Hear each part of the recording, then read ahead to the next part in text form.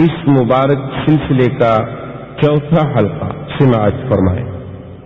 الحمد للہ وکفا والصلاة والسلام علی خاتم الانبیاء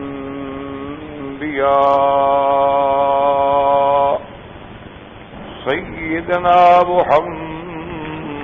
المصطفى وعلى آلہ المجتبى واصحابہ النجباء اللهم صل على سيدنا محمد النبي الأمي الهاشمي وعلى آله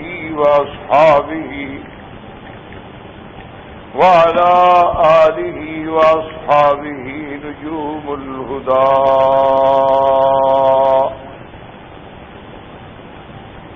أما بعد فقد قال الله تبارك وتعالى في القرآن المجيد والفرقان الحميد أعوذ بالله من الشيطان الرجيم بسم الله الرحمن الرحيم وقرن في بيوتكن ولا تبرجن تبرج الجاهلية الأولى وأقمنا الصلاة وآتينا الزكاة وأطعنا الله ورسوله إنما يريد الله ليذهب عنكم الرجس أهل البيت إنما يريد الله ليذهب عنكم الرجس أهل البيت ويطهركم تطهيرا واذكرن ما يتلى في بيوتكن من آيات الله والحكمة إن الله كان لطيفا خبيرا قال النبي صلى الله عليه وسلم حبب إلي من الدنيا بثلاث الطيب والمرأة الصالحة وقرة عيني في الصلاة أو كما قال النبي المصطفى صلى الله عليه وعلى آله وأصحابه وسلم تسلیما کثیرا۔ برادران اسلام، واجب الاحترام بزرگوں، دوستوں، بھائیوں، عزیز نوجوانوں، سلسلہ عظمت امہات المؤمنین کے دروس میں آج کا درس مبارک جو ہے وہ بھی ازواج رسول اللہ صلی اللہ علیہ وسلم کی عظمت کے بارے میں ہے۔ اصل میں اس وقت ہر دور میں، لیکن اس وقت بہت زیادہ ضرورت ہے کہ ہمارے گھروں میں اللہ کا دین پہنچے، ہماری بہنیں، ہماری بیٹیاں دین پڑھیں، دین سمجھیں، دین پہ عمل کریں۔ کیونکہ بزرگوں نے لکھا ہے کہ کسی حال میں بھی انسان کی اصلاح جو ہے، مرد ہو یا عورت، جس کو کہتے ہیں نا عربی میں اور لغت قرآن میں تزکیہ، کہ اللہ کے پیغمبر کی ڈیوٹی تھی نا، اللہ نے فرمایا کہ ایک تو تلاوت کتاب، یتلو علیہم آیاتہ ویعلمہم الکتاب والحکمت ویزکیہم، تزکیہ ہوتا ہے باطن کی صفائی، اور یہ بات آپ اچھی طرح جانتے ہیں ماشاءاللہ، آپ حضرات ڈاکٹر ہیں، پڑھے لکھے لوگ ہیں، آپ جانتے ہیں آپ اگر زخم کو اوپر سے بڑی اچھی طرح واش کر دیں اور بڑا بہترین قسم کی بینڈیج کر دیں، لیکن اس کے اندر جو مواد ہے اس کو اگر نہ نکالیں تو کوئی فائدہ نہیں ہو، بلکہ اور زیادہ نقصان، کہ اندر جو مادہ ہے خبیثہ وہ تو موجود ہے، اس کو تو نکالا ہی نہیں گیا، صاف ہی نہیں کیا گیا۔ تو اس لیے ہمیشہ ضرورت ہوتی ہے اصلاح۔ یہی وجہ تھی کہ پہلے دور میں بڑے بڑے علماء جب اپنا علم حاصل کر لیتے تھے مدارس سے، حالانکہ ان کی زندگی علم دین پڑھنے میں گزری ہے، انہوں نے دنیاوی علوم نہیں پڑھے، لیکن اس کے بعد پھر وہ کسی نہ کسی اہل اللہ کی خدمت میں جاتے تھے کہ بھئی ہم نے علم تو پڑھ لیا الحمدللہ، لیکن اب یہ ہے کہ کوئی اصلاح بھی تو ہونا ہماری بات میں، تو تب جا کے الحمدللہ پھر فائدہ ہوتا تھا۔ حتیٰ کہ ایک دفعہ بہت پرانی بات ہے، کسی نے نقل کی، اللہ عالم بصحتہ،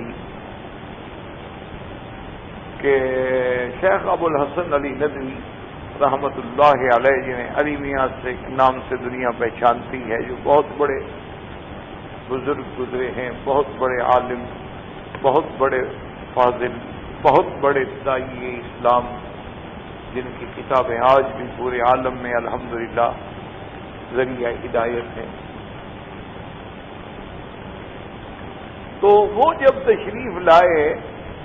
تو ملک فیصل مرحوم نے، اللہ اس کی قبر پہ رحمتیں نازل فرمائے،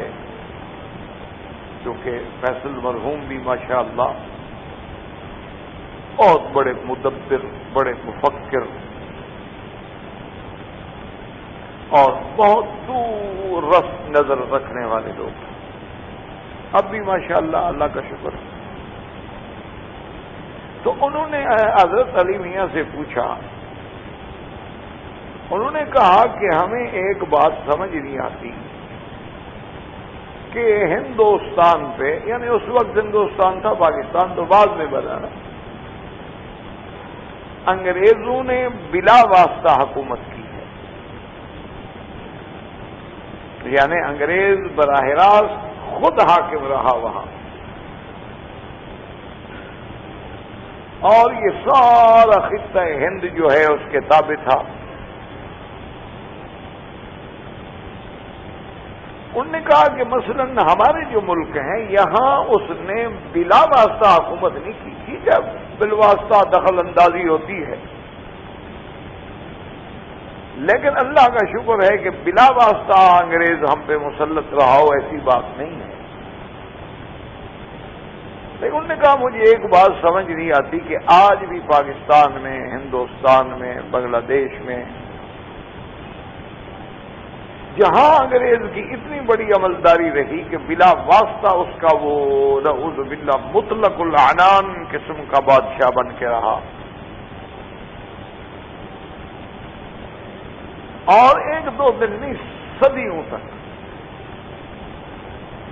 لیکن آج بھی وہاں ایسے لوگ موجود ہیں جو خالص تہذیب اسلامی کے مطابق زندگی گزار رہے ہیں، لباس بھی اسلامی ہے، سیرت بھی اسلامی ہے، صورت بھی اسلامی ہے، بلکہ آج تک انہوں نے اپنے گھر میں ٹی وی نہیں آنے دی، ریڈیو نہیں آنے دیا، اس قسم کے منکرات کو داخل ہی نہیں ہونے دیا۔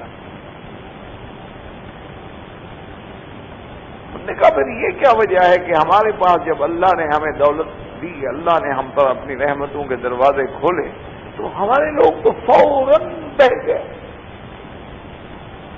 کہ ہر گھر کے اندر جو ہے یہ ساری نئی نئی منکرات آ گئی، تہذیب نئی ہو گئی، ہمارے بلڈنگوں کے بنانے کے طریق بدل گئے، گھروں کے سجانے کے طریق بدل گئے۔ جب وہ کسی زمانے میں جو ہمارے دیوان اور مجلسیں کہلاتی تھیں، وہ اب جناب ڈائننگ اور ڈرائنگ روم بن گئے اور ڈائننگ روم بن گئے اور ہمارے ہاں جناب سوئمنگ پول گھروں میں آ گئے اور یہ پورا بلا کیا ہو گیا. آپ کے لوگ پھر بھی بچ گئے اور ہمارے کیوں نہ بچے؟ تو حضرت نے عرض کیا، انہوں نے کہا کہ ملک صاحب اصل بات یہ ہے کہ اصل اصلاح ہوتی ہے باطنی. جب تک تزکیہ نہ ہو، علم آپ جتنا پڑھ لیں اصلاح نہیں. تو آپ کے ہاں تلاوت کتاب بھی ہے، تعلیم کتاب بھی ہے، لیکن یہ جو مسئلہ ہے نا اس میں تھوڑی کمی ہے. یہاں بھی اللہ والے لوگ ہیں، بڑے بڑے علماء، بڑے بڑے فضلاء، بڑے بڑے مشائخ، یعنی حقیقتاً جیسے شیخ عبدالعزیز بن باز رحمۃ اللہ علیہ، شیخ عبداللہ بن حمید رحمۃ اللہ علیہ، شیخ حسینین رحمۃ اللہ علیہ، جن کو ہم نے دیکھا ہے یہ صحیح معنوں میں اولیاء اللہ تھے. وہی سادگی، وہی انداز فکر، وہی انداز جو سابقہ متقدمین علماء کا ہوتا تھا، وہی طلباء سے محبت، فقراء سے محبت، اہل علم سے محبت. تو بہرحال اس میں کوئی وجہ یہ ہے کہ اصلاح باطن جب تک نہ ہو نا جی، اس وقت تک اصلاح ظاہر نہیں ہو سکتی. اب اصلاح باطن کیسے ہو؟ ورنہ لوگ کہتے تھے نا، حضرت گنگوہی رحمۃ اللہ علیہ سے ایک آدمی نے جا کے مسئلہ پوچھا کہ حضرت میلاد النبی جو مناتے ہیں 12 ربیع الاول کو، اس کے بارے میں آپ کا کیا فتویٰ ہے؟ انہوں نے فرمایا بدعت ہے. کہ جو چیز حضور پاک میں حدیث میں نہ ہو، صحابہ کے عمل میں نہ ہو، اجماع میں نہ ہو، صاف بات ہے کہ احداث فی الدین ہے، بدعت ہے. تو انہوں نے کہا کہ جناب آپ کے جو شیخ ہیں جن سے آپ کی بیعت ہے، حضرت حاجی امداد اللہ رحمۃ اللہ علیہ، وہ سنا ہے وہ تو کرتے ہیں. تو وہ تو آپ کے شیخ ہیں، مرشد ہیں، آپ کے پیر ہیں، ان کو آپ نے ان سے بیعت کی ہے اور سنا ہے آپ کے وہ شیخ کر، آپ کہتے ہیں غلط ہے. انہوں نے فرمایا ہم نے حضرت حاجی صاحب سے کوئی دین پڑھنے کے لیے تو بیعت نہیں کی تھی، مسئلہ پوچھنے کے لیے تو ہم ان سے بیعت نہیں ہوئے تھے. مسئلہ تو حاجی صاحب ہم سے پوچھتے ہیں، ہم نے تو اصلاح نفس کے لیے ان کی خدمت میں گئے تھے کہ ان کی صحبت میں رہ کے ہماری اصلاح ہو جائے، ہماری باطنی اصلاح ہو جائے. جہاں تک علم کا تعلق ہے، اللہ کا شکر ہے، اللہ نے ہمیں قرآن و حدیث کا علم دیا ہے. حاجی صاحب کو جب ضرورت ہو تو ہم سے رجوع کرتے. اس لیے اصل بات ہے اصلاح کی، اور وہ اصلاح کیسے، اس کے لیے علماء نے لکھا ہے اور اولیاء اللہ نے لکھا ہے کہ اصلاح جو ہے وہ صحبت صالحین کے بغیر ہو نہیں سکتی. اسی لیے ہمیں قرآن حکم دیتا ہے کہ یا ایھا الذین آمنوا اتقوا اللہ وکونوا مع الصادقین. اللہ نے اپنے پیغمبر کو حکم دیا کہ آپ کے ان لوگوں کے ساتھ رہیں. واصبر نفسك مع الذين يدعون ربهم بالغداة والعشي يريدون وجهه. میرا محبوب آپ چھوڑیں ان دنیا داروں کو، یہ جو اللہ کا نام لیتے ہیں صبح شام، آپ ان کے ساتھ رہیں. اسی طرح سے اللہ تبارک و تعالی نے قرآن پاک میں آپ جہاں بھی دیکھیں گے اہدنا الصراط المستقیم جمع کا صیغہ آیا ہے. صراط الذین انعمت علیہم، اور انعمت علیہم کون ہے؟ اولئک مع الذین انعم اللہ علیہم من النبیین والصدیقین والشہداء والصالحین وحسن اولئک رفیقا. اور اسی لیے انسان جو ہے اپنے دوستوں سے پہچانا جاتا ہے. اسی لیے بزرگوں نے لکھا ہے کہ اپنی اولاد کو دیکھنا ہو تو فلینظر، دیکھو اس کو کہ من یخالل، اس کی دوستی کس قسم کے لوگوں سے،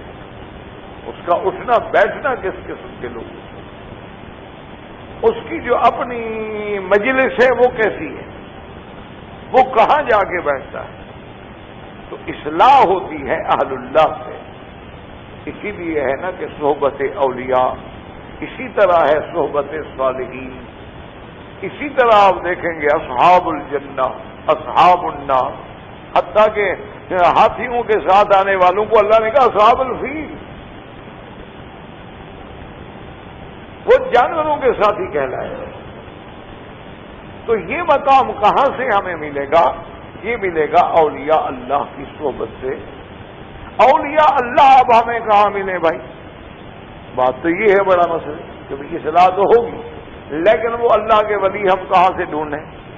آج کل وہ بھی تو قحط الرجال ہے، آج کل جو ہے دکھاوا زیادہ ہے، ریا زیادہ ہے، شہرت و سمعت زیادہ ہے، للہیت اور اخلاص میں کمی آ گئی۔ تو لہذا ہم اہل اللہ کی تلاش کیسے کریں، کیسے ڈھونڈیں؟ اور یہ ضروری بھی نہیں کہ پھر ہر کسی کو وہ مل بھی جائے، ہر کسی کو صحبت میسر بھی آ جائے۔ تو اس کے بدلے میں پھر علماء نے کہا کہ اگر تمہیں اہل اللہ مل جائیں تو الحمدللہ اچھے لوگوں کی صحبت اختیار کرو۔ اگر آپ کی صحبت نوازیوں سے ہے تو انشاءاللہ آپ ہی نماز پڑھیں۔ اگر آپ کی صحبت ہے ان لوگوں سے ماشاءاللہ جو باقاعدگی سے حرم میں آتے ہیں تو آپ بھی کبھی نہ کبھی آ جائیں۔ لیکن اگر آپ کی صحبت فلم بینوں سے ہے، اگر آپ کی صحبت تاش کھیلنے والوں سے ہے، اگر آپ کی صحبت جو ہے برج کھیلنے والوں سے ہے، اگر آپ کی صحبت شطرنج کھیلنے والوں سے ہے،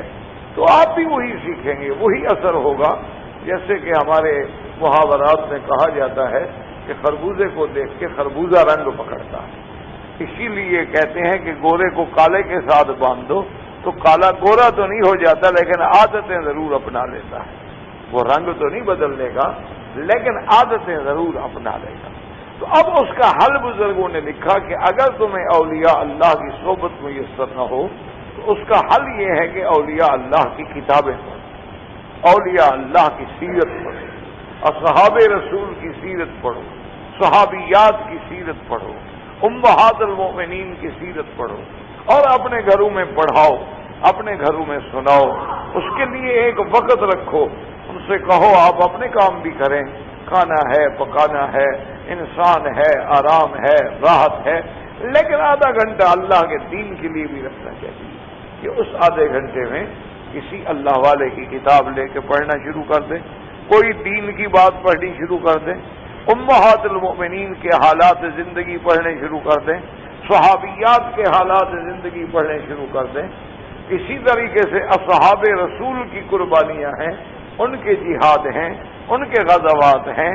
اسی طرح انبیاء علیہم السلام کے قصص ہیں۔ تو اس سے بھی پھر قدرتی بات ہے کہ اللہ کی قدرت سے دلوں میں انقلاب آتا ہے، پھر تبدیلی آتی ہے اور اس کا اثر، کیونکہ جب گھر کی اصلاح ہو جائے، جب گھر میں ایک عورت صالحہ آ جائے تو سمجھیں کہ آپ کے سارے مسائل الحمدللہ حل ہیں، پھر آپ کے لیے کوئی مسئلہ ہی نہیں ہے، آپ کے لیے کوئی پریشانی ہی نہیں ہے۔ یہ پریشانیاں تب ہوتی ہیں کہ جب ہمارے گھر صالحات سے خالی ہیں اور ہم صالحین نہ بن سکے، گھر میں صالحات نہ آ سکی، ہم طیبین میں نہ آئے اور گھر میں طیبات نہ آ سکی، تو اس کا انجام یہ نکلا کہ آج ہر بندہ پریشان ہے۔ باپ نمازی ہے، تہجد گزار ہے اور بیٹا نماز کے قریب نہیں جاتا ہے، باپ حرم شریف کو نہیں چھوڑتا ہے، بیٹے کو حرم شریف دیکھنے سے نفرت ہے، باپ نے کبھی فلم نہیں دیکھی تھی، بیٹا خود ہیرو بننے کے چکر میں ہے۔ تو یہ ساری باتیں جو ہیں وجہ کیا ہے کہ وہ صحبت نہ ہونے کی وجہ، حتیٰ کہ آپ دیکھیں کہ ایک دفعہ سیدنا امیر المؤمنین عمر بن الخطاب رضی اللہ تعالی عنہ رات کو مختلف علاقوں میں اب آپ دورہ کرتے تھے تاکہ رعایا کا حال جان سکیں کہ کس حال میں رہی ہے۔ دورہ کرتے کرتے حضرت جب تھک گئے تو ایک دیوار کے ساتھ ٹیک لگا کے بیٹھ گئے، چلتے چلتے تھک گئے حضرت رضی اللہ تعالی عنہ، ٹیک لگا کے جب بیٹھ گئے تو آواز آئی اندر سے کہ ایک عورت زور زور سے چیخ چیخ کے اپنی بیٹی سے کہہ رہی ہے کہ بیٹی جلدی کرو جلدی کرو، صبح کو اپنے دودھ بیچنا ہے نا، بیچنے کے لیے وہ آدمی آ جائے گا لینے والا، وہ دودھ لے کے جانے والا آدمی آ جائے گا، جلدی کرو دودھ میں پانی ملا دو، تو تاکہ وہ جب آئے تو پہلے سے ہم تیار ہوں۔ اس بیٹی نے کہا کہ اماں جان آپ کو پتہ نہیں ہے کہ امیر المومن نے بڑا سختی سے حکم دیا ہے کہ خبردار کوئی دودھ میں پانی نہ ملائے۔ امیر المومنین رضی اللہ تعالی نے فرمایا کہ یہ تو غش ہے، یہ تو دھوکہ ہے کہ آدمی دودھ کے پیسے وصول کرے اور اس کے اندر پانی ملایا ہوا ہو، تو یہ تو پیسہ لینا حرام ہے، یہ تو بیچنا بھی حرام ہے۔ اور پھر یہ دھوکہ ہے ایک مسلمان کو دھوکہ دینا، کہنا کہ دودھ ہے اور دودھ میں پانی ہے۔ تو اس کی ماں جو تھی وہ چیخ کے کہنے لگی، انہوں نے کہا بیٹی عجیب بات کرتی ہو، ہم اپنے گھر میں ہیں، رات کے 4 بجے کا وقت ہے، تاکہ صبح ہونے والی ہے، اس وقت امیر المومنین کو پتا ہے کہ کون کس گھر میں پانی ملا رہا ہے، تو چھوڑ ان باتوں کو، امیر المومنین نے منع کیا ہے، حضرت عمر نے یہ فیصلہ کیا ہے، تم ملاؤ جلدی کرو۔ اس نے کہا اماں جان میرا ایمان ہے کہ عمر تو نہیں دیکھ رہے، لیکن عمر کا خدا تو دیکھ رہا ہے، اس میں کوئی شک نہیں ہے کہ اس وقت عمر نہیں دیکھ رہے ہیں، لیکن عمر کا خدا تو دیکھ رہا ہے نا، تو اللہ نے بھی تو منع کیا ہے نا کہ دھوکہ نہ دو، امیر المومنین نے تو اللہ کے حکم کو جاری کیا ہے، حکم تو خدا کا ہے، تو میں تو نہیں ملاؤں گی، تم نے ملانا ہے تو ملا دو۔ حضرت عمر نے اپنے خادم سالم سے کہا کہ اس گھر کو ذرا دماغ میں رکھنا، محفوظ رکھنا۔ اس نے کہا اچھا ٹھیک ہے۔ بہرحال حضرت عمر رضی اللہ تعالیٰ عنہ آ گئے، آنے کے بعد صبح کو نماز سے فارغ ہونے کے بعد آپ نے اپنے بیٹوں کو بلایا، آپ نے فرمایا ابھی بات سنو، میں نے آج ایک گھر میں ایک لڑکی کے بارے میں مجھے معلومات ہوئے ہیں، ماشاء اللہ وہ بڑی متقیہ ہے، اللہ سے ڈرنے والی ہے، میں تو بوڑھا ہو گیا، مجھے تو اب شادی کی خواہش نہیں، ورنہ میں خود شادی کر لیتا، لیکن اب میں بوڑھا ہو چکا ہوں، مجھے اب شادی کا ارادہ نہیں ہے، تو تم میں سے جو شادی کرنا چاہے، میں چاہتا ہوں کہ ایسی متقی لڑکی جو ہے نا وہ میرے گھر میں آ جائے، ایسی متقیہ جس کو اللہ کا اتنا بڑا ڈر ہے وہ میرے گھر میں آنی چاہیے۔ تو سب بیٹوں نے کہا، انہوں نے کہا حضرت ہماری تو پہلے 2 بیویاں ہیں، 3 ہیں۔ تو عاصم نے کہا کہ حضرت ہاں میری شادی نہیں ہوئی، چلو میری شادی کروا دیں۔ تو آپ کے چھوٹے بیٹے جو تھے عاصم ان کا نام تھا، تو انہوں نے کہا ویسا مجھے نہیں ابھی، تو میرے لیے آپ مہربانی کر کے پیغام بھیج دیں۔ تو حضرت عمر رضی اللہ تعالیٰ نے خود پیغام لے کے گئے اس گھر میں اور کہا کہ میں آیا ہوں، میں چاہتا ہوں کہ آپ کی بیٹی کا رشتہ میرے بیٹے سے، اس کے لیے اتنی بڑا اعزاز تھا کہ امیر المومنین عمر اس کے دروازے پہ چل کے آ جائے۔ تو انہوں نے کہا حضرت آپ کے لیے کوئی انکار ہو سکتا ہے؟ نہیں، بالکل سوچ لیں، استخارہ کر لیں اور اچھی طرح سوچ لیں، بہرحال میں رشتے کے لیے آیا۔ تو اللہ کو منظور تھا، تو حضرت عاصم سے اس لڑکی کا رشتہ ہو گیا۔ حضرت عاصم حضرت عمر کے بیٹے تھے، اللہ نے اس لڑکی سے حضرت عاصم کو بیٹی دی، اس بیٹی سے جو بچہ پیدا ہوا وہ عمر بن عبدالعزیز کہلایا، جس کو ثانی عمر کا خطاب ملا ہے۔ یہ حضرت عاصم کی بیٹی سے جو بچہ پیدا ہوا وہ کس مقام پہ پہنچا؟ عمر بن عبدالعزیز، کہ تابعین کے دور کا آدمی ہے، لیکن اتنا بڑا مقام اسے ملا ہے کہ اس کو ثانی عمر کا لقب دیا ہے عالم اسلام نے۔ تو وجہ کیا تھی کہ اصل جو گھر میں خیر تھی، وہ بطن بڑا صاف تھا، ان کا تزکیہ ہو چکا تھا، ان کے گھروں کے اندر ڈر تھا، تو اس سے جو اللہ پاک نے بچے دیے، اس بچے سے پھر آگے اللہ تبارک و تعالی نے ایسے لوگ پیدا کیے کہ عبدالعزیز کہلائے۔ اسی طرح سے آپ دیکھ لیں کہ اللہ تبارک و تعالی نے جتنے انبیاء علیہم السلام کو بھیجا ہے، اللہ نے ان کے خاندان میں ایسی حفاظت کی ہے کہ ان کے خاندان میں کافر عورت تو آ سکتی ہے لیکن بد کردار عورت نہیں آ سکتی۔ اللہ تبارک و تعالی نے ان کو محفوظ رکھا۔ تو اس لیے ضرورت ہوتی ہے میرے عزیز کہ ہم اپنے گھروں کی اصلاح کے لیے، اور اصلاح کا حل کیا ہے؟ اصلاح کا حل یہ ہے کہ آج صحیح معنی میں اہل علم، صحیح معنی میں اہل تقیٰ، صحیح معنی میں اللہ سے ڈرنے والے، صحیح معنی میں اولیاء اللہ، صحیح معنی میں عباد اللہ الصالحین، صحیح معنی میں مقربین کی تو بہت کمی ہو گئی ہے۔ یہ قحط الرجال کا دور ہے۔ اب حل یہی ہے کہ ہم ایسی سیرت کی کتابیں جن کا تعلق امہات المؤمنین سے ہے، جن کا تعلق جو ہے ازواج انبیاء اور رسول سے ہے، جن کا تعلق جو ہے اصحاب رسول سے ہے، تو ان کی سیرت جو ہے وہ ہمارے ہدایت کا ذریعہ ہوتی ہے۔ اور جب گھر میں ہدایت ہو جائے تو سمجھیں سب کے لیے ہدایت ہو گئی، کیونکہ سب سے بڑا مدرسہ جو ہے وہ جیسے کہ علماء نے اور بزرگوں نے بھی اور امثلہ والوں نے بھی کہا ہے کہ سب سے بڑا مدرسہ ماں کی آغوش ہوتی ہے۔ اس آغوش میں جو بچہ تعلیم لیتا ہے النقش کالحجر ہو جاتا ہے، وہ ایسا ہے جیسے پتھر پہ آپ نقش کرتے ہیں۔ جب وہ بڑا ہو کے ہمارے پاس آتا ہے تو نقش کالماء ہوتا ہے، کہ جیسے پانی پہ آپ کوئی لکیر کھینچ دیں تو وہ فوراً مٹ جاتی ہے۔ لیکن جب بچہ صاف ہوتا ہے، مولود علی الفطرہ ہوتا ہے، اس کا ذہن و دماغ بڑا صاف اور پاکیزہ ہوتا ہے، آپ سمجھتے ہیں کہ 6 مہینے کا بچہ ہے، آپ سمجھتے ہیں کہ 1 سال کا بچہ ہے، آپ سمجھتے ہیں کہ 2 سال کا بچہ ہے، لیکن وہ سب کچھ دیکھ کے اس کے ذہن میں فیڈ ہو رہا ہوتا ہے، بڑے ہو کے وہی اثرات جو ہیں وہ ظاہر ہوتے ہیں۔ اس لیے ہم نے الحمدللہ اپنے دروس کا سلسلہ جو ہے وہ سیرت امہات المؤمنین یعنی ازواج النبی المصطفیٰ رضوان اللہ علیہن اجمعین سے رکھا، تو جہاں ہم نے ان کے اور فضائل میں کہ اللہ نے ان کے بارے میں کئی چیزیں ہیں جو قرآن میں فرما دی۔ ایک تو فرما دیا کہ ازواجہ امہاتہم کہ آپ کی بیویاں سب کی مائیں، دوسرا فرما دیا کہ لستن کاحد من النساء کہ دنیا کی کوئی عورت تمہارے مقابلے پہ نہیں آ سکتی، دنیا کی کوئی عورت تمہاری ہمسر نہیں ہو سکتی،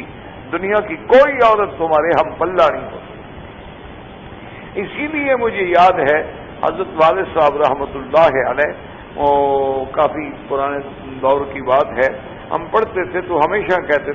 تھے بھائی بات یہ ہے کہ جہاں تک عقیدے کا تعلق ہے تو الحمدللہ میرا عقیدہ بھی یہی ہے کہ حضور صلی اللہ علیہ وسلم کے بعد سب سے افضل جو ہے اللہ کے نبی کی امت میں ابو بکر و عمر عثمان و علی ہے۔ پہلا مرتبہ شیخین کا ہے ابی بکر و عمر کا، اس کے بعد حضرت عثمان و علی کا رضوان اللہ علیہم اجمعین۔ وہ فرماتے بھائی میرا بھی عقیدہ یہی ہے، الحمدللہ جو عقیدہ اہل سنت والجماعت ہے، لیکن کہتے تھے بات یہ ہے کہ جو قرب بی بی عائشہ کو نصیب ہو سکتا ہے وہ ابو بکر کو تو نہیں ہو سکتا، ورنہ شان تو ابو بکر کی بڑی ہے، ان کا اس میں تو ہمارا ایمان ہے، یہ ہمارا عقیدہ ہے، اور ویسے بھی ابی بکر باپ ہے، بی بی عائشہ ان کی بیٹی ہے، لیکن ایک ہے مقام تقرب کے قربت کا اور بے تکلفی کا، تو جو ایک بیوی کو اپنے خاوند کے ساتھ ہو سکتا ہے وہ کسی اور کو تو نہیں ہو سکتا، سوال ہی پیدا نہیں۔ اسی لیے بی بی عائشہ فرماتی تھی نا کہ ایک دفعہ وہ کچھ حبشے کے لوگ تھے، وہ تیر اندازی کی مشق کر رہے تھے، تو میرا دل بھی چاہا کہ میں ان کے کھیل کو دیکھ لوں، تو میں حضور کے پیچھے آ کے چھپ کے کھڑی ہو گئی اور حضور کے کندھے پہ میں نے اپنی تھوڑی رکھ لی کہ یہاں سے چھپ بھی جاؤں اور دیکھ بھی لوں ان حبشہ کے کھیلنے والے بچوں کو۔ بچے تھے وہ تیر اندازی کی مشق کر رہے تھے، تو بی بی عائشہ فرماتی ہیں کہ حضور کھڑے رہے اتنی دیر، اور میں بھی آمدن کھڑی رہی کہ دیکھوں کہ حضور کے دل میں میری کتنی محبت ہے، میرے لیے کتنی دیر کھڑے ہو سکتے ہیں، لیکن حضور پاک نہیں ہٹے اپنی جگہ سے جب تک میں نے نہیں کہا کہ اچھا بس یا رسول اللہ میں نے دیکھ لیا، حضور صلی اللہ علیہ وسلم کھڑے ہیں۔ تو یہ مقام کسی اور کو مل سکتا ہے، یہ مقام تقرب کسی اور کو مل سکتا ہے، اور یہ بے تکلفی اور زوج کا جو تعلق اپنی زوجہ سے ہو سکتا ہے کہ جن کو اللہ فرماتے کہ ہن لباس لکم وانتم لباس لہن، کہ ہم نے عورتوں کو تمہارا لباس بنایا ہے اور تمہیں ان کا لباس بنایا ہے، کہ جیسے لباس بندے کو ڈھانپ لیتا ہے، جیسے لباس سردی اور گرمی سے بچا لیتا ہے، جیسے لباس ہمارے عیوب پہ پردہ ڈال دیتا ہے، جیسے لباس ہماری زینت کا ذریعہ بن جاتا ہے، جیسے لباس ہمارے یعنی اٹھنے بیٹھنے میں عزت و احترام کا ذریعہ بن جاتا ہے، اسی طرح اللہ نے عورت کے لیے مرد کو لباس بنایا ہے اور مرد کے لیے اللہ نے عورت کو لباس بنایا ہے۔ اس لیے جو مقام ان کو میسر ہو سکتا ہے وہ کسی اور کو نہیں ہو سکتا۔ تو اللہ نے فرمایا کہ نبی کی بیویاں تمہارا کون مقابلہ کر سکتا ہے، تمہارا کون ہمسر ہو سکتا ہے، تم تو محمد مصطفیٰ کی بیویاں ہو۔ کہیں فرمایا ازواج النبی، کہیں فرمایا نساء النبی، تو یہ ساری عظمتیں جو ہیں ازواج مطہرات سے ہیں۔ اب اسی آیت میں جو ہم نے یہ آیت پڑھی تھی، اس آیت کو کہتے ہیں آیت تطہیر۔ یاد رکھیں اس سے پہلے تھی آیت تخیر، یاد رکھ لیں تاکہ اس مشکل یہ ہو گئی ہے، اللہ پاک ہمارے احوال پہ رحم کرے، مسلمانوں پہ رحم کرے کہ اتنے فرقے پیدا ہو گئے، اتنے فرقے دنیا میں پیدا ہوئے ہیں، اور ہر فرقے نے نعوذ باللہ ثم نعوذ باللہ خود نہیں بدلے لیکن اللہ کے قرآن کو بدلنے کی کوشش کی۔ خود تو نہیں بدلے کہ بھائی ہم، اصل بات یہ تھی کہ ہم بدلتے، ہم قرآن کے تابع ہو جاتے، ہم اللہ کے رسول کے فرمان کے تابع ہو جاتے، نہیں، انہوں نے قرآن پاک میں ایسی تعریفات کی، تعریفات معنوی کی، تعریفات لفظی کی، کہ قرآن پاک کے آیات سے اپنے ان عقائد باطلہ کو حق ثابت کرنے کے لیے انہوں نے بڑا یعنی اتنا بڑا کام کیا، اللہ معاف فرمائے کہ آدمی حیران ہو جاتا۔ تو ان میں سے ایک ہی آیت تطہیر بھی ہے، یاد رکھیں۔ اس سے پہلے تھی آیت تخییر۔ آیت تخییر میں تو اللہ نے حضور کو حکم دیا کہ اپنی بیویوں کو اختیار دے دو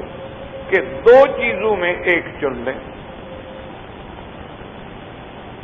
اس کو کہتے ہیں تخییر، خیار۔ بھائی آپ کی مرضی، جس کو ہم کہتے ہیں نا بھائی آپ کی مرضی ہے، آپ کیا چاہتے ہیں، آپ کیا پسند کرتے ہیں۔ عرب میں کہتے ہیں کہ بھائی وقت چن لو، بھائی کیا چاہتے ہو۔ تو اس کو کہتے ہیں آیت تخییر، کہ اللہ نے اپنے پاک پیغمبر رحمت دو عالم سیدنا محمد مصطفیٰ صلی اللہ علیہ وسلم فرمایا کہ اپنی بیویوں کو کہہ دو کہ ان کنتن تردن الحیات الدنیا، بیات الدنیا چن لو، دنیا کی زینت چن لو، تو آؤ میرے پاس، میں تمہیں کچھ دے کے عزت و احترام سے طلاق دے کے فارغ کر دوں تاکہ تم جاؤ، تم جانو دنیا جانو۔ وَإِن كُنتُنَّ، اور اگر تم اللہ کے رسول اور آخرت کو چنتی ہو تو پھر برداشت کرو، کیونکہ جس نے اللہ کے رسول کو چننا ہے تو پھر تو تکلیفیں آئیں گی اللہ کے راستے میں، پھر تو اللہ کے راستے میں امتحان بھی آئیں گے، مشقتیں بھی آئیں گی، تکلیفیں بھی آئیں گی، فقر و فاقہ بھی آئے گا، وہ تو سب برداشت کرنا ہوگا۔ تو بہرحال یہ آیت تخییر، اللہ کے پیغمبر نے جب اپنی بیویوں کو تخییر خیار دیا تو اس کے رسول ہم پہ راضی رہے، یہ آیت تخییر۔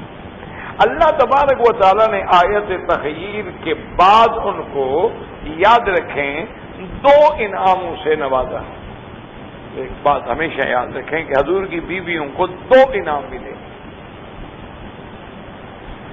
ایک تو انعام یہ ملا کہ اللہ نے اپنے نبی پہ پابندی لگا دی کہ لا یحل لک النساء من بعد، کہ میرے محبوب اب ان بیویوں کے بعد آپ کو مزید نکاح کرنے کی کوئی اجازت نہیں، بس ختم۔ اللہ نے یہ بڑی بات دیکھا نا کہ امت کے لیے پابندی نہیں ہے، بات کو سمجھیں کہ کتنا بڑا اعزاز ہے امہات المومنین کا۔ بھائی امت کے لیے تو کوئی پابندی نہیں، آپ شادی کرنا چاہتے ہیں کر لیں، کوئی پابندی نہیں ہے شرع۔ اچھا یہ بھی سمجھا کریں کہ کوئی حکم بھی نہیں ہے، حکم بھی نہیں کہ ضرور آپ دوسری شادی کریں، لیکن پابندی بھی نہیں ہے۔ وہ ہمارے ایک دوست تھے، وہ کہتے تھے بھی جتنے اصل میں وہ کہتے تھے کہ خوافین، انہوں نے کہا خوافین جانتے ہیں ڈرنے والے، انہوں نے کہا جتنے ڈرپوک لوگ ہوتے ہیں نا وہ ہمیشہ ایک بیوی ہوتی ہے۔ ہمارے استاد تھے، ہم پڑھتے تھے ان کے پاس، تو بہرحال یہ ہم نے کہا جی کیا وجہ ہے؟ انہوں نے کہا یہ قرآن کہتا ہے۔ میں تھوڑا کہتا ہوں بھائی، میں نے کہا حضرت قرآن شریف میں کہا، نے کہا قرآن میں لکھا ہوا ہے نا کہ اللہ نے 4 بیویوں کی اجازت دی ہے۔ وَإِنْ خِفْتُمْ، اگر تم ڈرتے ہو کہ اللہ تعدلوا، عدل نہیں کر سکو گے، فواحدہ، پھر ایک پہ گزارا کرو۔ تو جو ایک پہ کر رہا ہے تو خوافین میں تو ہو گیا نا ڈرنے والوں میں، کہ اگر نہ ڈرتا تو پھر ایک پہ کیوں رہتا؟ نے کہا اس لیے بہرحال ایک پہ جو ہے تو یہ بھی سمجھے اسلام نے اجازت دی ہے، حکم نہیں دیا کہ لازم 4 کرو، بات کو سمجھا کریں۔ حالات ہوتے ہیں، اب دیکھیں نا مثلاً ایک بھی آپ نے دور نہ جائیں، شہنشاہ ایران کو دیکھ لیں، اس کی ملکہ ثریا جو تھی کتنی محبتوں سے اور کتنے اس نے اکرام و اعزاز سے شادی کی، کیوں چھوڑ دیا؟ کہ قانون میں اجازت نہیں تھی دوسری بیوی رکھنے کی، ان کو اپنا قانون جو تھا آریہ مہر کا وہ اجازت نہیں دیتا تھا کہ بادشاہ دوسری بیوی نہیں رکھ سکتا۔ اس کا انجام کیا ہوا کہ اس نے بیوی کو طلاق دی، اور بیوی بیچاری دھکے کھاتی رہی، اور بعد میں کہیں ہالی ووڈ میں جا کے پتہ نہیں فلموں میں بھی اس نے کام کیے، اور بادشاہ نے بعد میں دوسری شادی کی۔ تو وجہ کیا تھی؟ اگر اسلام کا قانون ہوتا تو کیوں بیچاری پہ ظلم ہوتا؟ وہ بھی رہ جاتی ہے اور بھی آ جاتی، کیا فرق پڑ جاتا؟ تو اصل بات یہ ہے کہ اسلام کے نظام میں بڑا انصاف ہے، بڑا عدل ہے۔ اچھا، ایک میرا اپنے دوست تھے، وہ میرے خیال میں اب تو شاید بہت ہو گئے، مدت ہوئی میری ملاقات نہیں ہوئی، بہت بڑے ذمہ دار بھی تھے، پڑھے لکھے آدمی بھی تھے، وہ باہر سے انہوں نے میرے خیال میں لندن سے بارٹ لا کی ڈگری بھی حاصل کی تھی۔ وہ بیچارہ شادی کرایا وہاں سے کوئی میم سے، یعنی کوئی انگریز خاتون سے، وہ مسلمان ہو گئی انگریز خاتون، اس نے شادی کر لی۔ اچھا، خدا کی قدرت یہ ہے کہ شادی کرنے کے ٹھیک 3 مہینے کے بعد اللہ کی قدرت ہے کہ اس کے داخلی جسم میں ایک ایسی ہڈی پیدا ہو گئی کہ وہ بیچاری خامد کے قابل ہی نہ رہی۔ اب جناب وہ پریشان، وہ لندن تک گیا، اس نے آپریٹ کرایا، وہ پھر ہو جائے، لیکن شریف لوگ تھے، اس نے نبھایا، اس نے اس کو چھوڑا نہیں کہ دیکھو ایک غیر مسلم عورت تھی، اسلام لائی، میری بیوی بنی، میں اس کو گھر لایا، اب اگر ٹھیک ہے وہ بیچاری میری حقوق زوجیت ادا کرنے سے قاصر ہے تو اس کا کیا گناہ ہے؟ اس نے اس کو قائل کیا کہ دیکھو تو مجھے اجازت ہو، میں دوسرے، اس کا بالکل آپ کریں، کیوں نہ کریں، آپ کا حق ہے، اور یہ آپ کی بڑی مہربانی ہے کہ آپ نے مجھے اپنے گھر میں رکھا ہوا، وہی اعزاز و اکرام ہے جو میرا پہلے تھا۔ تو الحمدللہ وہ موت تک، یعنی وہ پھر بیچاری بعد میں فوت ہوئی، تو ان کے گھر میں رہی اعزاز کے ساتھ، عزت کے ساتھ، اکرام کے ساتھ۔ تو شریف لوگ تو اس طرح کرتے ہیں کہ حالات ایسے ہو جاتے ہیں، اللہ تبارک و تعالیٰ معاف فرمائے۔ ایک آدمی نے مجھے سنایا، اس نے کہا کہ مجھے اللہ نے 3 بچے دیے، 2 لڑکے تھے 1 لڑکی، اس کے بعد میری بیوی کو بھی دھن لگ گئی اور مجھے بھی شیطان نے ورغلا دیا کہ یار 3 بچے کو تھوڑے ہوتے ہیں، بس وہ ٹھیک ہے، جتنے کم بچے ہوتے ہیں وہ اچھے ہوتے ہیں، زیادہ بچے جو ہوتے ہیں تو وہ جنجال ہوتا ہے اور یہ ہوتا ہے اور وہ ہوتا ہے۔ انہوں نے کہا جناب اللہ معاف فرمائے کہ میں نے بجائے اس کے کہ موقتاً بچوں کو روکنے کا علاج کرتا، میں نے مستقلاً بیوی کا آپریشن کرا دیا،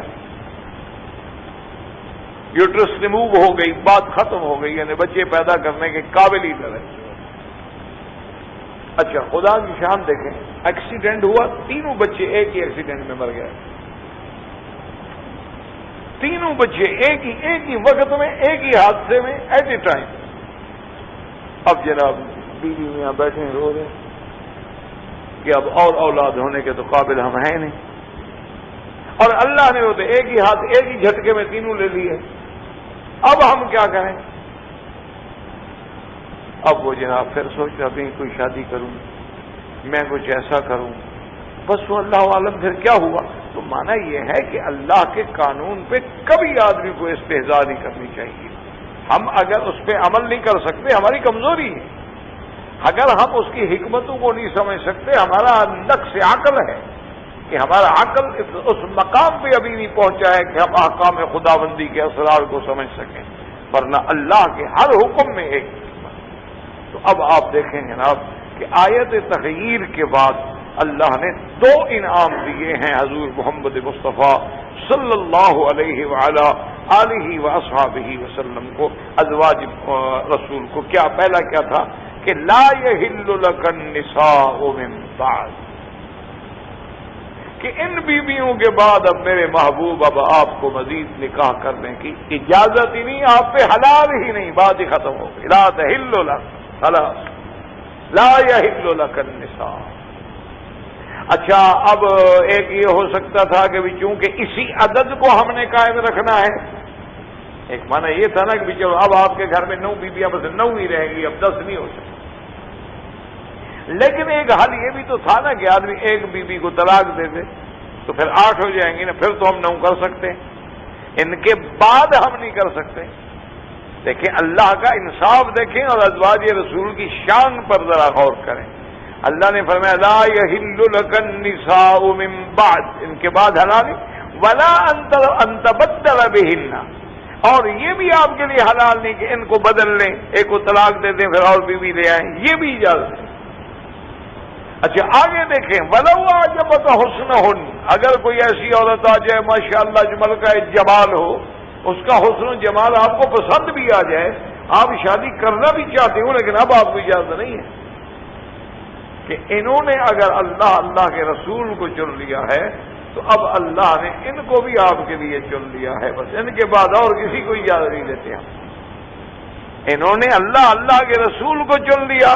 اللہ نے بھی ان کو ایسا بدلہ دیا ہے کہ ہمیشہ کے لیے محمد مصطفیٰ کے لیے چن لیا ہے۔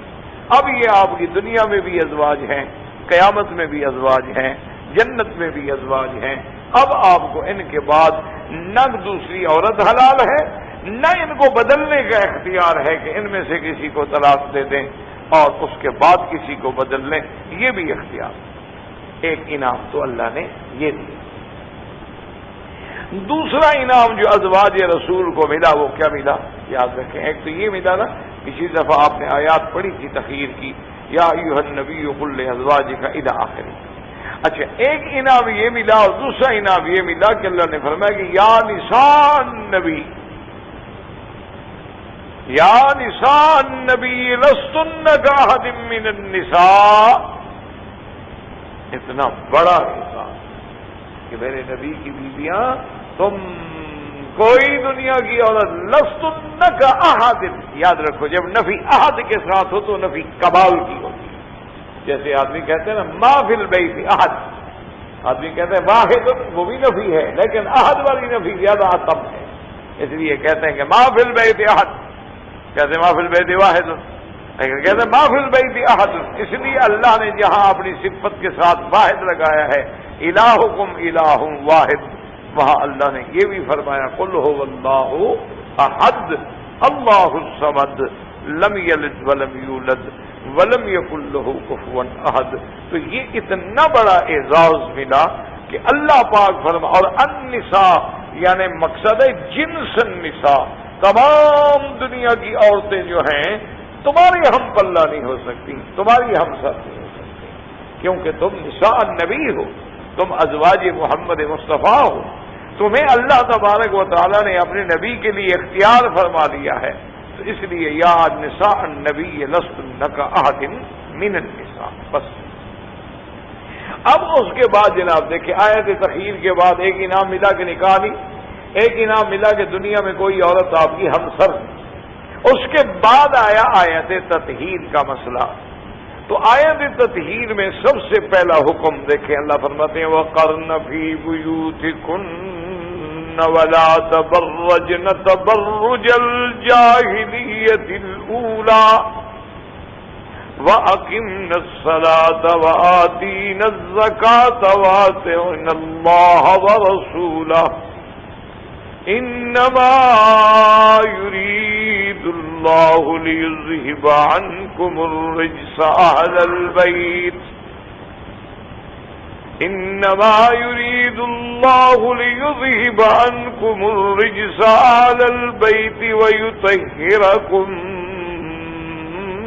تطہیرا۔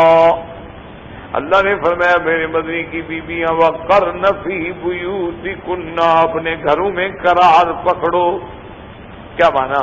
کہ سب سے پہلا یعنی اسی لیے علماء نے لکھا کہ سب سے پہلا پردہ جو ہے اللہ نے عورت کے لیے وہ گھر کی چار دیواری کو بنایا ہے کہ اپنے گھر میں رہو، بلا ضرورت باہر نہ نکلو۔ وقرن فی بیوتکن، اپنے گھروں میں قرار پکڑو۔ اسی لیے آپ دیکھیں کہ جب میرے آقا رحمت دو عالم سیدنا محمد مصطفیٰ صلی اللہ علیہ وسلم حج پہ تشریف لائے، حجۃ الوداع میں ساری بیویاں ساتھ ہیں،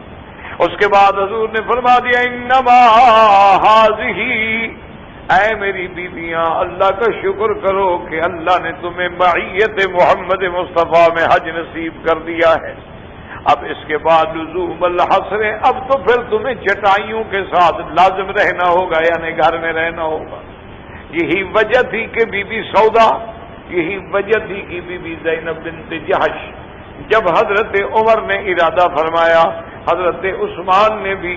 اپنی حضور کی بیویوں کے لیے کہ حج پہ جائیں، ہم حج کا اہتمام کرنے کے لیے تیار ہیں، لیکن ان دو بیویوں نے انکار کر دیا، انہوں نے کہا حج پہ بھی نہیں جاتے ہیں، اللہ نے کہہ دیا ہے بس کرنا فی بیوتکن،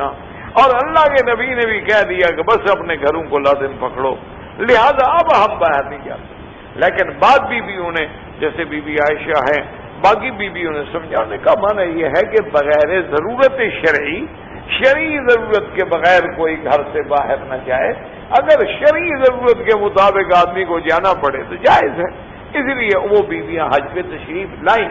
لیکن بی بی سودا اور بی بی زینب بنت جہش جو ہیں وہ تشریف نہیں لائیں۔ تو پہلا حکم یہ ملا وَقَرْنَ فِي بُيُوتِكُنَّ، اور یہ بھی بڑا اعزاز ہے کہ کہیں اللہ پاک نے ان گھروں کو فرمایا کہ بیوت النبی، وہ نبی کے گھر ہیں، اور کہیں فرمایا بیوتکن، وہ ازواج رسول کے گھر ہیں۔ تو بعض علماء نے فرمایا اس کی دو وجوہ ہے، یا تو پہلے حضور نے ان کو گھروں کا مالک نہیں بنایا تھا، جب بعد میں آپ نے مالک بنا دیا، اب یہ گھر تمہارے ہیں، یہ حجرات تمہارے ہیں، تو اب اللہ نے نسبت جو ہے وہ خواتین کی طرف فرما دی کہ تمہارے گھر ہیں، اس لیے فرماتی ہیں فی بیوتکن ولا تبرجن تبرج الجاہلیت الاولی۔ یاد رکھیں قرآن پاک میں یہ لفظ کئی مقام پہ آیا ہے، ولا تبرجن، یاد رکھو تبرج کا کیا معنی؟ اللہ نے حکم دیا نبی کی بیویوں کو کہ ولا تبرجن تبرج، یاد رکھو تبرج مادہ وہی ہے برج،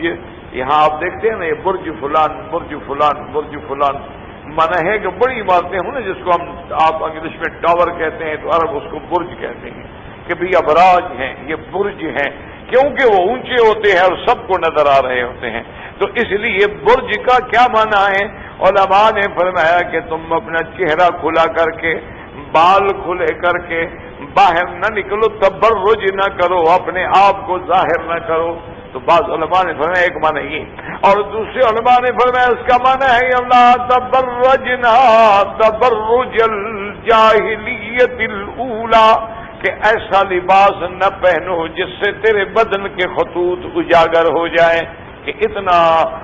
ٹائٹ لباس ہے کہ بدن کا ہر عضو جو ہے نظر آ رہا ہے، یا اتنا باریک لباس ہے کہ لائٹ پڑے تو بدن نظر آ رہا ہے، تو یہ بھی تبرج ہے۔ اور بعض علماء نے فرمایا کہ اس انداز میں چلنا کہ جیسے بڑے ناز سے، نخرے سے، لٹک مٹک چمک کر کے چلنا، یہ چیزیں جو ہیں یہ بھی تبرج میں جاہل ہے،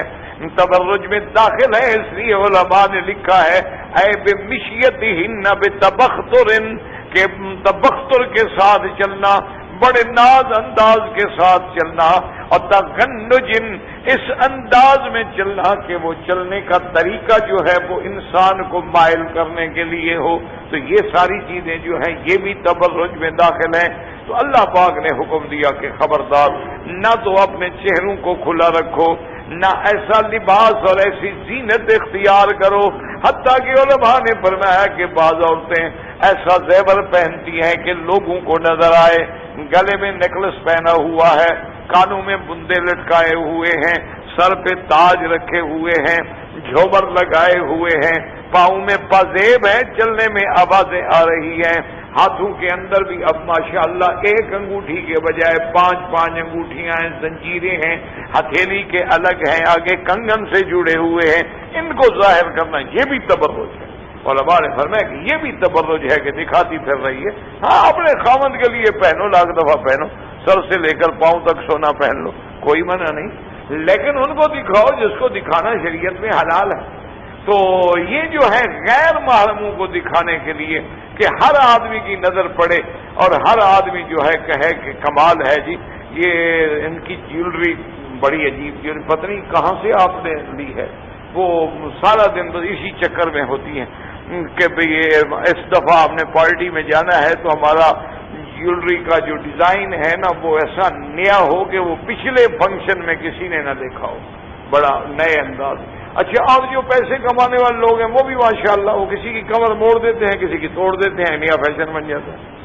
وہ تو یہی ہے نا جی، کبھی کپڑا تنگ کر دو نیا فیشن، کبھی کھلا کر دو ایک اور فیشن ہو گیا۔ تو کبھی گلا کھول دو، کبھی گلا تنگ کر دو، کبھی یوں کاٹ دو، کبھی پان کی طرح کاٹ دو، کبھی دل بنا دو، کبھی اس کو کدو بنا دو، کبھی مالٹا بنا دو. یہ فیشن ہے، ڈیزائنر ہیں، پیسے کما رہے ہیں. حالانکہ وہی رہنا تو وہی ہے، بندہ تو نہیں بدلے گا نا. لاکھ دفعہ اس پہ کپڑا کاٹ کے بدل لو، بندہ تو وہی ہے، اس کو کتنا بدلو گے تم؟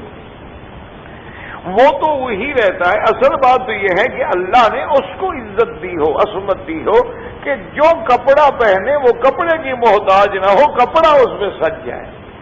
یہ تو کوئی بات نہ ہوئی کہ جی وہ کپڑے پہن کے اپنا میک اپ اور اپنا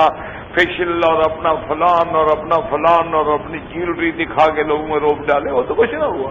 اصل بات یہ ہوتی ہے کہ وہ ایک دفعہ ہے تو ایک کافر کی بات، اللہ معاف کرے، نہرو تھا نا آپ کے ملک میں جو کافی عرصہ وزیر اعظم بھی رہا، پنڈت، یہ بھارت بڑی فیملی کا آدمی تھا. تو جب یہ سیاست میں آ گیا اور پھر وزیر اعظم بھی بن گیا اور بڑے بڑے تو بعض صحافیوں نے ان سے پوچھا کہ مسٹر نہرو یہ کیا بات ہے کہ بھی جب تم پڑھتے تھے اسکول میں اور اسٹوڈنٹس تھے، کالج کے لائف تھی، تو تمہارے کپڑے اس زمانے میں بھی اٹلی سے سل کے آتے تھے، اس زمانے میں بھی تمہارے لیے پارس سے سوٹ آتے تھے، اور اب جب تم اتنے بڑے مقام پہ لیڈر بن گئے ہو تو یہ کھدر کا پاجامہ اور کھدر کا چولا اور کھدر کی دوپلی ٹوپی سر پہ رکھ لی ہے، یہ کون سا لباس ہے یار، تمہیں کیا ہو گیا ہے؟ تو اس نے کہا کہ پہلے ہم لباس سے پہچانے جاتے تھے، اب لباس ہم سے پہچانا جاتا. اس نے کہا کہ پہلے ہم لباس سے پہچانے جاتے تھے کہ اچھا ڈریس ہوگا اور پن سوٹ ہوگا، لوگ کہیں گے بڑا آدمی ہے، تو ہم لباس سے پہچانے جاتے. الناس باللباس. اب تو لباس ہم سے پہچانا جاتا ہے. جو ٹوپی ہم نے رکھ لی وہ نہرو کیپ بن گئی، وہ لیاقت کیپ بن گئی، وہ جناح کیپ بن گئی. وہ جناب یہ ہے کہ اب تو لباس، اب ہمیں کیا ضرورت ہے اب لباس میں فکر کرنے کی کہ ہمارے لیے اٹلی کا بنا ہو یا پیرس کا بنا ہو. تو اصل بات تو یہ ہے کہ آپ اپنا مقام ایسا پیدا کریں، عورت ہے یا مرد ہے، اپنی شان ایسی پیدا کریں کہ آپ اگر کھدر بھی پہن لیں تو آپ پہ سج جائے، آپ اگر موٹا جوٹا بھی پہن لیں تو آپ کے لیے باعث تکریم ہو اور باعث تعظیم ہو کہ یار کتنی محتشمہ ہے عورت، کتنی باوقار ہے یہ عورت، کتنی اس کا اچھا لباس ہے عورت کا. بڑے بڑے لوگ ہم نے دیکھے ساری زندگی کھدر پہنتے رہے، ان میں کوئی کمی تو نہیں آ گئی ان کی شان میں، ان کی عظمتوں میں کوئی کمی نہیں آئی. ساری زندگی کھدر پہنا اور ساری زندگی سادگی میں رہے، ساری زندگی تھرڈ کلاس میں سفر کیے، ساری زندگی کرائے کے مکانوں میں رہے، تو ان کی شان بڑھ گئی، کمی نہیں ہو گئی. تو اگر یہ شان جیولری سے بڑھ جاتی یا اگر یہ شان صرف سونے چاندی سے بڑھ جاتی تو پھر تو دنیا میں عزت صرف سونار کو ملتی، یا دنیا میں عزت صرف مجوہرات کے کاروبار کرنے والوں کو ملتی، باقی تو کسی کی حیثیت ہی نہ ہوتی. اس لیے اللہ نے فرمایا کہ ولا تبرجنا، یاد رکھو ایک تو گھروں میں رہیں بغیر ضرورت کے نہ نکلیں، ولا تبرجن تبرج الجاہلیت الاولی، یہاں لفظ ہے جاہلیہ.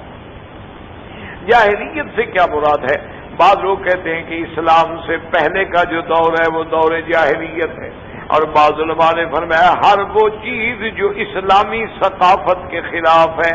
اسلامی معاشرت کے خلاف ہے، اسلامی طرز زندگی کے خلاف ہے، اسلامی احکام کے خلاف ہے، گویا وہ جاہلیت ہے. انہوں نے کہا اسی لیے قرآن پاک میں کہ یظنون ظن الجاہلیہ، اسی طرح ہے حمیت الجاہلیہ، کہ بعض کے اندر وہ جو پرانے دور کی جہالت کے اندر ہوتی ہے نا، میں بڑا، اس نے کہا اوس بڑا، اس نے کہا خدرج بڑے، اس نے کہا میرا قبیلہ بڑا، اس نے کہا میرا قبیلہ بڑا، تو یہ بھی جاہلیت کی روایات تھے. تو اسی طرح ایسا لباس جو ہے جو بن سنور کے نکلنا، اپنے آپ کو پوز کرنا، اپنے آپ کو لوگوں کی نظروں کے سامنے لے آنا، اور آج کل تو اس میں اتنے آگے بڑھے ہیں نا جی کہ اب وہ ایسے ایسے لباس بناتے ہیں مزاح کا خیز کہ آدمی دیکھ کے سوچتا رہ جاتا ہے کہ واقعی یہ بندہ ہے یا بندر ہے. حقیقت یہ ہے ایسے لباس بھی آ گئے ہیں، سوچنا پڑتا ہے کہ واقعی یہ بندہ ہے یا یہ بندر ہے. ایسے ایسے ہیٹ بنائیں گے، ہیٹ کے اوپر درخت لگے ہوئے ہیں. مقصد کیا ہوتا ہے کہ لوگ دیکھیں کہ کب تک دیکھیں، تنگ آ گئے نا دیکھ دیکھ کے لوگ. اب کب تک آپ دیکھیں گے؟ آپ ایک آدمی کو بٹھا دیں سامنے، دیکھیں کتنی دیر دیکھتے ہیں. چلو اپنی بیوی کو بٹھا کے دیکھ لیں کتنی دیر دیکھیں، گھنٹہ 2 گھنٹے 4 گھنٹے، آخر آپ تنگ آ جائیں. اسی لیے اللہ کا ایک نظام ہے نا کہ ایک داخلی زندگی ہے، ایک خارجی زندگی ہے، اسی میں تو چارم ہے، اسی پردے میں تو اللہ پاک نے عزت رکھی ہے، اسی کے اندر تو خداوند قدوس نے وہ کشش رکھی ہے، یہ نظام اسلام کے اندر۔ اچھا اب جناب یہ ہے کہ وہ بیٹھے اب سارا دن دفتر میں بیٹھے ہیں تو عورتیں دیکھ رہے ہیں، اپنے کار میں بیٹھے ہیں عورتیں دیکھ رہے ہیں، بسوں میں ہیں عورتیں دیکھ رہے ہیں، وہ منی اسکرٹ پہنے ہوئے ہیں، وہ دیکھتے دیکھتے نظریں مر گئیں اور وہ عزت ہی ختم ہو گئی، جذبات ہی مر گئے، ختم ہو گیا وہ انسان، یعنی جذبات جو کشش ہوتی ہے وہ کھو دیتی ہے عورت۔ تو اللہ تبارک و تعالیٰ نے فرمایا کہ یہ جاہلیت۔ اچھا یہاں ایک لفظ خدا نے فرمایا کہ وَلَا تَبَرَّجْنَ تَبَرُّجَ الْجَاهِلِيَّةِ الْأُولَى، تو جاہلیت ہی کافی تھی، پھر اولا کہنے کی کیا ضرورت تھی؟ تو علماء نے فرمایا اس میں اشارہ تھا کہ میرے محبوب جیسے آپ سے پہلے زمانہ جاہلیت میں ایک وقت تھا کہ عورتیں زینت کرتی تھیں، عورتیں گھروں سے باہر نکلتی تھیں، عورتیں فخر کرتی تھیں اپنے حسن پہ، اپنی جوانی پہ، اپنے اعضاء کے تناسب پہ، اور نعوذ باللہ ثم نعوذ باللہ بعض سکریاں ہو کے اللہ کے گھر کا طواف کرتی تھیں۔ تو اگر یہ جاہلیت اولا ہے تو میرے نبی ایک وقت آئے گا پھر جاہلیت اخرى بھی آئے گی، پھر آخر دور میں پھر جاہلیت کا ایک دورہ ہوگا، پھر اسی طرح ہوگا جو ابتدا میں ہوا تھا۔ جیسے ابتدا میں تبرج تھا، جیسی ابتدا کے اندر ان میں بے حیائی تھی، جیسی ابتدا کے اندر ان میں شراب خوری تھی، ابتدا میں جیسے ان کے ہاں زنا عام تھا، ابتدا میں ان کے اندر یہ چیزیں جو ہیں مخلوط معاشرہ عام تھا، یہ پھر بھی آئے گا۔ اس لیے لفظ اولا نے اشارہ کر دیا کہ یہ اولا ہے تو پھر اخرى بھی آئے گا۔ اس لیے فرمایا وَقَرْنَ فِي بُيُوتِكُنَّ وَلَا تَبَرَّجْنَ تَبَرُّجَ الْجَاهِلِيَّةِ الْأُولَى، کہ جاہلیت اولا کی طرح تم اپنے آپ کو بنا سنوار کے باہر نہ نکلنا۔ اس لیے ایک حدیث پاک میں آتا ہے کہ جب عورت اپنے گھر سے نکلتی ہے استشرفا شیطان اس کی طاق میں بیٹھا ہوتا ہے، انتظار میں بیٹھا ہوتا ہے کہ یہ اکیلی نکلے، میں اس کو گمراہ کرنے کے لیے اپنے ہتھ کنڈے استعمال کروں۔ پھر وہ لوگوں کو توجہ دلائے گا، نوجوانوں کو توجہ دلائے گا، ان کے جذبات بھڑکائے گا، پھر اس کے دل میں بھی کہے گا کہ اچھا دیکھو یہ آدمی بڑا اب شوق سے آپ کو دیکھ رہا ہے، چلو کیا ہے آپ اس کو ٹھہر جائیں، اس کو نظارہ کرنے دیں۔ تو وجہ کہ اسی لیے حکم ہے شریعت کا کہ عورت کبھی گھر سے نہ نکلے، حتیٰ کہ حج کے لیے اسلام کہتے ہیں حج چھوڑ دو، اگر محرم نہیں ہے حج چھوڑ دو، تم حج پہ نہ آؤ۔ تمہاری عزت و عصمت جو ہے وہ اللہ کے فرض سے بھی زیادہ مقدم ہے، حالانکہ حج فرض ہے، اگر عورت دنیا دار ہے، امیر ہے، صاحب غنا ہے، لیکن اللہ فرماتے ہیں محرم نہیں ہے۔ اور یاد رکھو محرم کا یہ معنی نہیں ہوتا جیسے آج کل ہمارے ہاں رواج ہے کہ جناب میری بہن ہے۔ کیسے بہن ہے؟ میں بہن کہتا ہوں تو اس سے کہنے سے بہن نہیں بن جاتی، نہ کسی مرد کو بھائی کہنے سے وہ بھائی ہو جاتا ہے۔ محرم کا معنی یہ ہے جس سے تمہارا نکاح اللہ نے حرام کیا ہو، جس سے تمہارا نکاح اللہ نے حرام کیا ہو۔ کیا معنی؟ بھائی سے نکاح حرام ہے،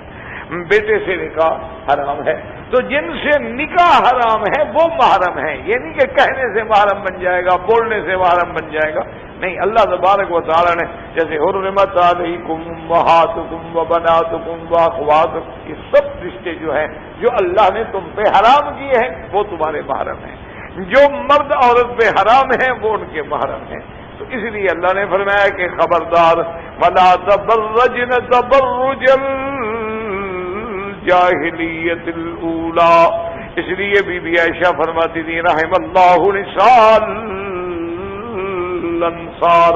اللہ انصار کی عورتوں پہ رحمت فرمائے کہ اللہ کے نبی نے حکم دے دیا ہے تو اس کے بعد بغیر چادر کے، بغیر پردے کے کبھی گھر سے باہر نہیں آتی، کہ اللہ کا حکم ہو گیا ہے، اللہ کے رسول کا حکم ہو گیا ہے کہ اپنے گھروں کے اندر رہو۔ پہلا پردہ جو ہے وہ گھر کی 4 دیواری کا ہوگا، اس کے بعد پردہ جو ہے وہ حجاب کا ہوگا، اس کے بعد حکم ہے کہ اپنی نظروں کو بھی نیچے رکھو، اگر کوئی غیر فرد سامنے آ جاتا ہے اپنی نظریں جھکا دیا کرو۔ اسی لیے بزرگ کہتے ہیں کہ اگر آدمی 2-3 چیزوں کا خیال کر لینا تو بہت سارے گناہوں سے بچ جاتا ہے۔ بعض بزرگوں نے اپنے مصطلحات بنائے ہوتے ہیں، جیسے حدیث میں مصطلحات ہیں، تفسیر میں مصطلحات ہیں، اور علوم میں مصطلحات ہوتے ہیں۔ اسی طرح اہل اللہ نے بھی کچھ مصطلحات بناتے ہیں۔ وہ کہتے ہیں کہ ایک تو یہ کریں کہ نظر بر قدم، کہ جب چلو تو اپنی نظر جو ہے قدم پہ رکھو، یوں نہیں اٹھا کے چلو بلکہ نظر جھکا کے چلو،